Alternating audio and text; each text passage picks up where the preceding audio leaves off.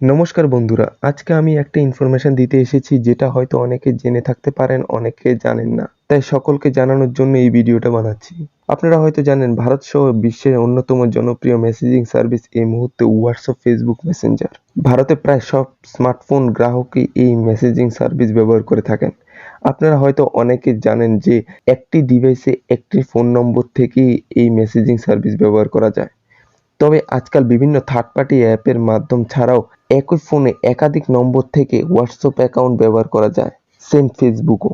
এমনটা কি আপনারা জানতেন? যদি না জেনে থাকেন তাহলে ভিডিওটি শেষ পর্যন্ত দেখতে থাকুন। তো দেরি না করে চলুন দেখে নিই কিভাবে ব্যবহার করবেন একটি মোবাইলে দুটো WhatsApp, Facebook, Messenger etcetera app. হালফিলে প্রায় সব ফোনেই রয়েছে dual SIM support. Xiaomi, Oppo, Huawei, Samsung এর মতো বিভিন্ন কোম্পানি তাদের ডিভাইসে ডুয়াল মেসেঞ্জার ফিচার্স দিয়ে থাকে। এই ফিচার্স ব্যবহার করে একই ডিভাইস থেকে একাধিক নম্বর ব্যবহার করে হোয়াটসঅ্যাপ, ফেসবুক এটসেট্রা অ্যাপ ব্যবহার করা যায়।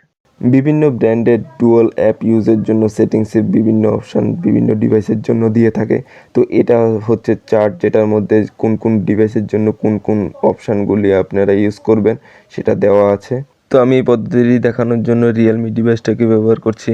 প্রথমে মোবাইলের সেটিংসে যাবেন, যাওয়ার পর আপনি স্ক্রল করে যখন নিচের দিকে আসবেন তখন দেখতে পারবেন যে অ্যাপ ক্লোনার অ্যাপ বলে একটা অপশান দেখা যাচ্ছে, সেইটার মধ্যে আপনি যাবেন। যাওয়ার পর আপনি এখানে ফেসবুক, হোয়াটসঅ্যাপ এবং মেসেঞ্জারও থাকবে যদি আপনি মেসেঞ্জার অ্যাপ নিয়ে থাকেন। তো এই মোবাইলে এখন মেসেঞ্জার অ্যাপ নেওয়া নেই, তো এই জন্য এই অপশান মেসেঞ্জার অপশানটা দেখাচ্ছে না। তো আপনি এখন যদি যেমন হোয়াটসঅ্যাপটাকে আপনি দুটো অ্যাপ হিসেবে ব্যবহার করতে চান একই ডিভাইসে, তখন আপনি হোয়াটসঅ্যাপটাকে অ্যাপ ক্লোনে এটাকে অন করে দেবেন।